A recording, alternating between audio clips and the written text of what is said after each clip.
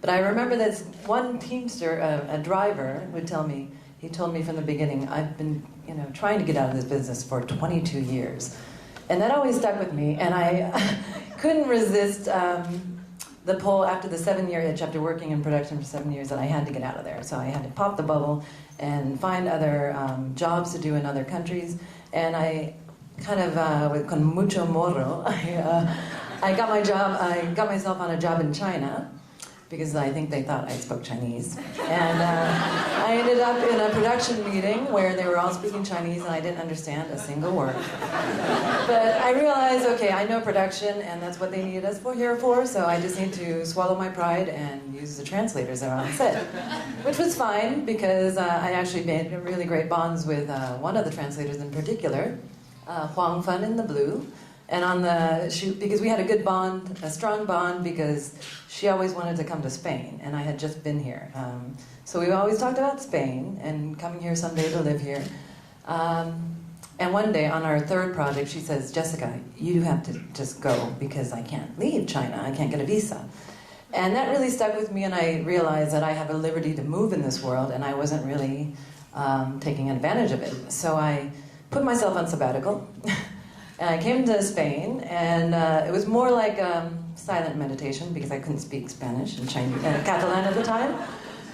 But it was really good. It kind of gave me a stillness, and I could appreciate, everything, even among all the activity, and not have to really understand for a while. And after 6 months, I started expressing, and I said, I can't really leave, so I ended up staying in the full year of my sabbatical.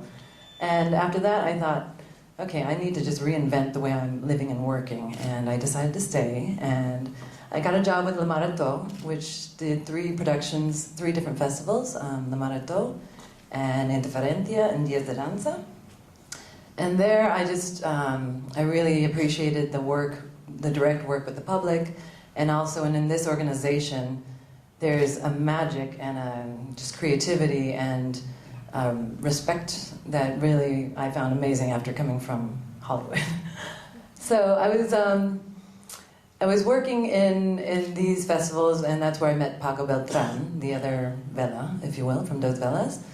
And we soon realized that we had the same vision in a lot of things, especially in regards to living or traveling through work and finding other ways to communicate with people and having, I guess, other reasons to communicate with people while you're working, while you're traveling, instead of just being a tourist. And so we set it up so that we did our freelance work here in Barcelona, and then we would go 5 or 6 months on the road, meaning we would take all our equipment, cameras and sound equipment and projectors and computers, so we could do everything on site. And we would travel until we found people or a community that we were drawn to, or until our backs gave out. And we kind of started our first project in India, and that's where we came across, well, we talked to a lot of people around the village, a lot of different castes, and we were drawn to the Bopas, which was a caste of musicians who had been kind of sidelined after the progress of India. After India got independence, they were basically became street beggar musicians, and we proposed to make a DVD with them where they could have something to sell instead of just begging. And so they wanted to talk about their music and how their craft of making their instrument, the ravanata.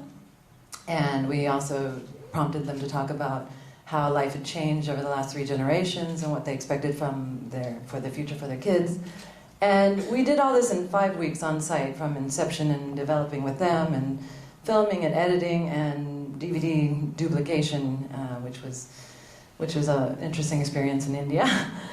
So they could sell it on the Camel Fair, and we also wanted to set up projections so that people in the town could see it.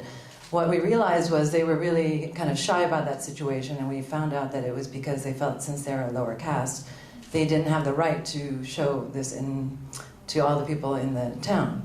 But we worked it out with some of our other friends, and the response was overwhelming. People came to us and said, we see them every day, but we don't know what, their story, and they were really excited about the result of the project. And this is exactly what I find in satisfaction in these projects now, especially compared to watching Pamela Anderson get body makeup on her culo. But oh yeah, I love the culo. Well, our most recent and current work in progress is with the Kayan Lawi tribe. They're refugees from Burma living on the border, the Thai-Burma border. And we try to do investigation from here, but it's really a complex situation. So last year we set out to stay in their village for 8 months and to break down, to unravel the story. And although we were there for so long, we knew we couldn't do everything on site because we were working in 4 languages that we didn't really comprehend.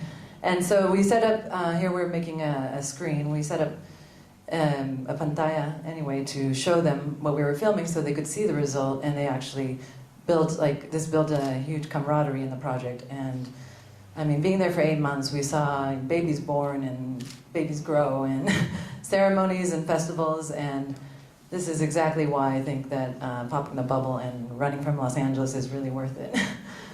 So if you're interested in seeing more of our projects, please have a look at our website. And hopefully in the future, the other Vela will present the rest of our projects.